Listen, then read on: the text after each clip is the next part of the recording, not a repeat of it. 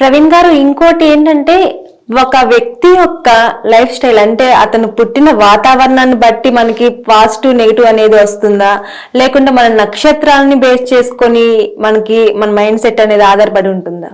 దీనికి ఒక చిన్న కథ చెప్తానండి. ఒక రాజుగారి దగ్గర ఒక పురోహితుడు ఉంటాడు, మంత్రి గారి తర్వాత. ఆ పురోహితుడికి ఒక కొడుకు పుట్టాడు. ఆయన జాతకంలో చాలా గొప్ప నాలెడ్జ్ ఉంది. ఆయన జాతకం, కొడుకు జాతకం వేసి చూస్తే దొంగ అవుతాడు అని ఉంది జాతకంలో. ఇంకా ఆయన చాలా భయపడిపోయి నా కొడుకు దొంగ అయిపోతాడా అనే ఆలోచన పెట్టుకొని చిన్నప్పటి నుంచి దొంగ అనే ఆలోచన కొంచెం కూడా రానివ్వకుండా సరి అయిన సద్బుద్ధులు పెట్టి బాగా బాగా పెంచాడు. ఎంత అంటే క్యారెక్టర్ వైజ్ అతన్ని 100% బిల్డ్ చేశాడు. బిల్డ్ చేశాక ఇతడు పెద్దవాడయ్యాడు. పెద్దవాడయ్యాక కూడా బోధిస్తూనే ఉన్నాడు, అసలు భయపడుతూనే ఉన్నాడు. జీవితం దొంగ అయిపోతే ఇతడికి మొత్తం వంశపారంపర్యంగా వచ్చిన పేరు మొత్తం పోతుంది కదా. ఇక ఇతడికి రిటైర్మెంట్ వయసు వచ్చింది. రిటైర్మెంట్ వయసు వచ్చాక వాళ్ళ అబ్బాయికి పోస్ట్ ఇవ్వడానికి సిద్ధంగా ఉంది. వాళ్ళ అబ్బాయికి పోస్ట్ ఇచ్చాక ఇతడికి జాతకంలో ఆల్రెడీ దొంగ అవుతారు అని ఉంది. దొంగ అవుతారు ఉన్నప్పుడు దొంగ అవ్వాలి కదా. దొంగ ఆలోచన కలిగింది. కలిగిన వెంటనే తీసుకుందాం అనేలోపు వాళ్ళ నాన్నగారు అన్నేళ్ల నుంచి పెంచి పోషించిన సద్భావనలు, క్యారెక్టర్ వైజ్ థింకింగ్ అనేటువంటిది గుర్తొచ్చి దాన్ని తీసుకోవడం అనేది మానేశారు. ఖచ్చితంగా జాతకం అనేటువంటి ప్రభావం అంతలా చూపిస్తుంది. వాళ్ళ నాన్నగారు చిన్నప్పటి నుంచి అతడు పెద్దయ్యేంత వరకు సద్భావనలు పెంచి పోషిస్తూ ఉంటే ఆ జాతకంలో ఉండేటువంటి ఆ ప్రభావం తగ్గిపోయిందా లేదా? లేదంటే ఆయన మామూలుగా నార్మల్ కిడ్గా పెంచితే అతడు ఏమైపోయేవాడు? దొంగ అయిపోయేవాడు. సో ఆయన అంతలా పాముకు అమృతం పోసి పెంచినట్లుగా పోస్తే అమృతం పోయటం ద్వారా ఆ విషం కూడా హరించుకుపోయి అమృతం అయ్యింది. అలా కొంతమంది మంచి వాళ్ళతో స్నేహం చేయటం ద్వారా మన భావనలు జాతకంలో ఉండేటువంటి కొన్ని ఇప్పుడు చెప్పిన కథలో భాగంగా తీయాలనే ఆలోచన ఉంటుంది. కానీ వీళ్ళు చెప్పినటువంటి మంచి పనుల ద్వారా, వీళ్ళు మనకు నేర్పించినటువంటి మంచి భావనల ద్వారా అవన్నీ మనలో తరిగిపోతాయి. అంటే మనం పెరిగే వాతావరణం కూడా మన మీద ప్రభావాన్ని చూపుతుంది అంటారు. 100% ఎందుకంటే ఒక వ్యక్తి అంత తీవ్రవాది అవ్వటానికి గల కారణం అతనికి ఉండేటువంటి పరిస్థితులు. ఉదాహరణకు స్కూల్లో టీచర్ కొట్టింది అని ఇంటికి వచ్చి తండ్రికి చెప్పాడు అనుకోండి, నా కొడుకునే కొడతావా అని చెప్పి ఈ తండ్రి గారు వెళ్ళి అతన్ని కొట్టాడు అనుకోండి టీచర్కి వ్యక్తిగతంగా ఇతడి మీద కోపం ఉండకపోవచ్చు, చదువు సరిగ్గా నేర్చుకోలేదని. ఇతడు కొట్టడం ద్వారా అతడు టీచర్ ఆ స్కూల్లో నుంచి వేరే స్కూల్లో మార్పించారు. ఆ స్కూల్లో ఏం కొట్టట్లేదు, ఇతడు ఏ తప్పు చేసినా సరే ఏమీ అనట్లేదు. కొంతకాలం తర్వాత చాలా పెద్ద తప్పు చేశాడు, ఒక హత్య చేశాడు, లేదా ఒక అమ్మాయిని అఘాయిత్యం చేశాడు. అలా చేయటం ద్వారా ఇతన్ని జైల్లో చేశారు, మరణశిక్ష చేశారు. తల్లిదండ్రులు ఇద్దరిని పిలిపించి మాట్లాడుతూ ఉన్నారు ఆ అబ్బాయి. అప్పుడు ఆ అబ్బాయి అంటాడు ఇతన్ని, మీరు చిన్నప్పుడు నిన్ను టీచర్ కొట్టిందని చెప్పగానే మీరు టీచర్ని తిరిగి కొట్టారు, అది తప్పు నాన్న, నాకు ఇప్పుడు అర్థమవుతుంది ఆ తప్పని. అదే తప్పు ఎందుకు అని మీరు ఒక్కసారి ఆలోచించి నేనేం తప్పు చేశానని విచారించి మీరు టీచర్ని అడుగుంటే బాగుండేది. ఆ టీచర్ నిజానికి నన్ను వేరే స్కూల్లో వేయటం, అక్కడ నేను ఏ తప్పు చేసినా సమర్థించుకు వెళ్ళటం ద్వారా, మీరు దానికి డబ్బులు కట్టేయటం ద్వారా నేను ఇంత దానికి పాల్పడ్డాను. అదే టీచర్ నన్ను సరైన మార్గంలో పెట్టడానికి ప్రవర్తించింది, కానీ మీరు నన్ను పెట్టలేకపోయారు. టీచర్ పెట్టాలని చూసింది, ఇతను పెట్టలేకపోయాడు. దోషం ఇక్కడే క్లారిటీ కనపడుతుంది కదా. అంటే పిల్లల జీవితాల పైన తల్లిదండ్రుల ప్రభావం కూడా పడుతుంది. 90% తల్లిదండ్రుల ప్రభావమే కనపడుతుంది. 90%, మిగతా 10% సమాజం. ఎందుకంటే ఉదాహరణకు ఇంట్లో తండ్రి గారు రోజు దేవుడికి పూజ చేస్తున్నారు అనుకోండి, అతడు స్నానం చేసిన వెంటనే ఉతికిన బట్టలు వేసుకోవడం, దేవుడికి పూజ చేయటం. కొద్ది కాలం తర్వాత వాళ్ళ పిల్లలే ఇతన్ని ఆచరిస్తారా లేదా? ఆచరిస్తారు. నేను రోజు ఇంట్లో సంధ్యావందనం చేసుకుంటే మా అక్కయ్య గారి పిల్లలు వచ్చి, వాడికి ఉపనయనం కాకపోయినా వాడు వచ్చి నా పక్కన కూర్చుంటాడు. వాడికి ఏం తెలియదు, ఉపనయనం అంటే వాడికి 5 ఏళ్ళు, వాడికి ఏమీ తెలియదు. నేను రోజు విభూతి పెట్టుకుంటుంటే మా అక్కయ్య గారి కూతురు వచ్చి అమ్మాయి విభూతి పెట్టించుకుంటుంది, అమ్మాయి 2 ఏళ్ళు. మనం ఏం చేస్తామో, మనం ఎలా ఉంటామో దాన్ని బట్టే మన పిల్లలు అలా ప్రవర్తిస్తారు. ఇప్పటిదాకా చాణక్యుడి కథ చెప్పారు చూడండి. చాణక్యుడు చెప్తాడు, చిన్నపిల్లలు మట్టి ముద్ద లాంటి వారు. వాళ్ళని మనం ఎలా తీర్చిదిద్దగలిగితే వాళ్ళు అలా తయారవుతారు. ఆ మట్టి ముద్దని మీరు టెర్రరిస్ట్ రూపంలో తీసుకొచ్చారనుకోండి, వాడు టెర్రరిస్టే అవుతాడు. వాడిని ఒక ఆచారహీనుడిగా, సమాజ సేవకుడిలా కాకుండా సమాజానికి వ్యతిరేకంగా తయారు చేశారు అలాగే అవుతాడు. మీరు ఎలా తీర్చిద్దాలో అలాగే ఆ మట్టి ముద్ద అలా అవుతుంది.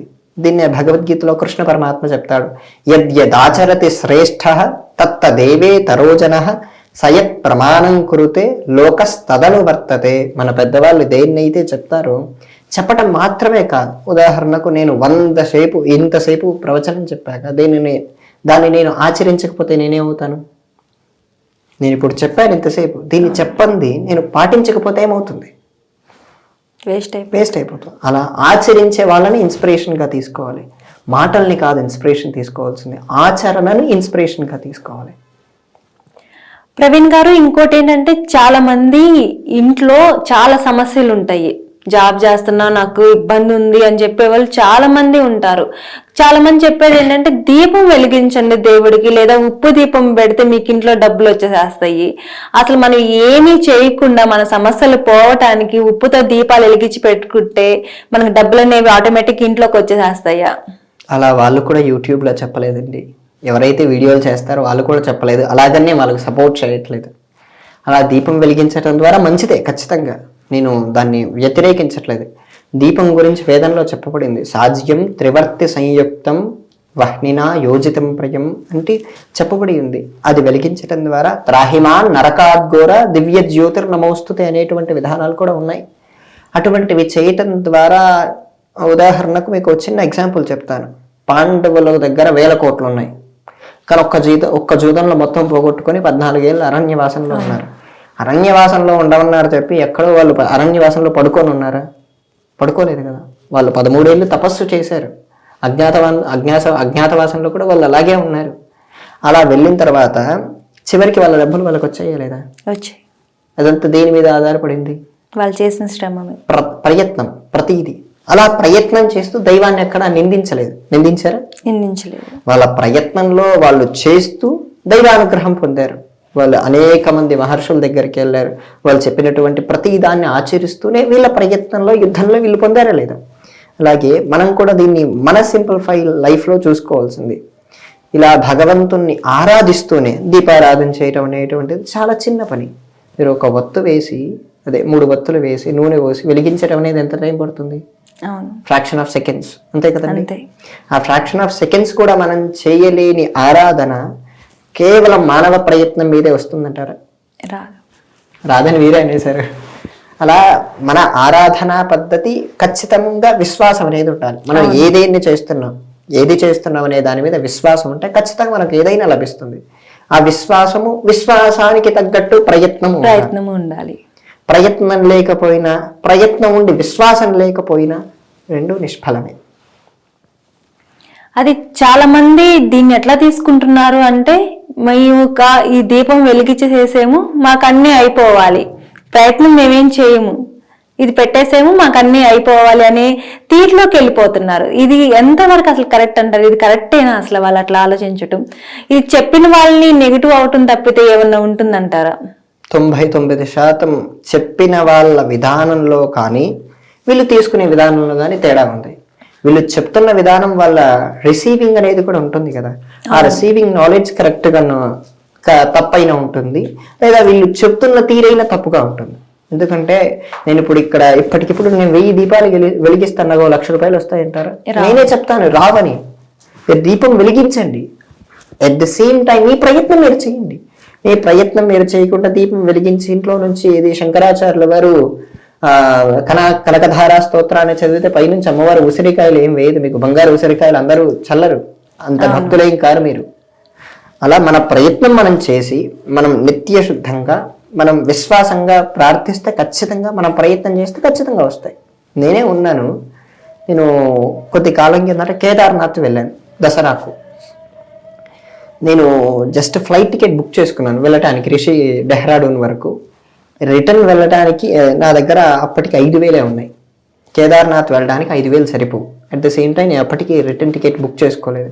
కేదార్నాథ్ అనేటువంటిది అక్కడ ఒక వాటర్ బాటిల్ కొనాలన్నా చాలా కాస్ట్. మీరు అక్కడ ఒక కాఫీ తాగాలంటే 60 రూపాయలు అవుతాయి. నా దగ్గర ఉన్నది 5,000. నేను ఇంకా అప్పుడు ఫ్లైట్ కూడా ఎక్కలేదు. ముందు రోజు రాత్రి వరకు నా సిచ్యువేషన్. కానీ నా ప్రయత్నం నేను చేస్తూనే భగవంతుణ్ణి నేను స్మరిస్తూనే ఉన్నాను. స్మరించడం ద్వారా నాకు కావాల్సిన ధనం నేను బయలుదేరేసరికి నాకు వచ్చేసాయి. ఇదంతా ఎలా వచ్చిందంటారు? నా ప్రయత్నము ఉంది, అలాగే భగవంతుడి కృప ఉంది. భగవంతుడి కృప లేకుండా నా ప్రయత్నం మాత్రమే ఉంటే సరిపోతుందంటారు? సరిపోదు. నా ప్రయత్నం ఇప్పుడే చెప్పాను. నా ప్రయత్నం ఏంటి? నేను రేపే గురువాయూర్ వెళ్తున్నాను. గురువాయూర్ వెళ్తున్నప్పుడు నేను ట్రైన్ బుక్ చేసుకున్నాను. అది ఇంకా వెయిటింగ్ లిస్ట్ 20లోనే ఉంది. నా ప్రయత్నం ఏంటి? 20 అంటే నేనేమైనా ప్రయత్నం చేయగలనా? ఆ 20 మంది 19 మందిని కట్ చేసి నాకు ఒక్కడికి టికెట్ ఇవ్వడం అనేటువంటిది నాకు సాధ్యమా? సాధ్యం కాదు. అది ఏదో విధంగా జరగాలి. అవును. ఆ జరిగేదాన్ని అనుగ్రహం అంటారు. క్లారిటీ వచ్చిందండి.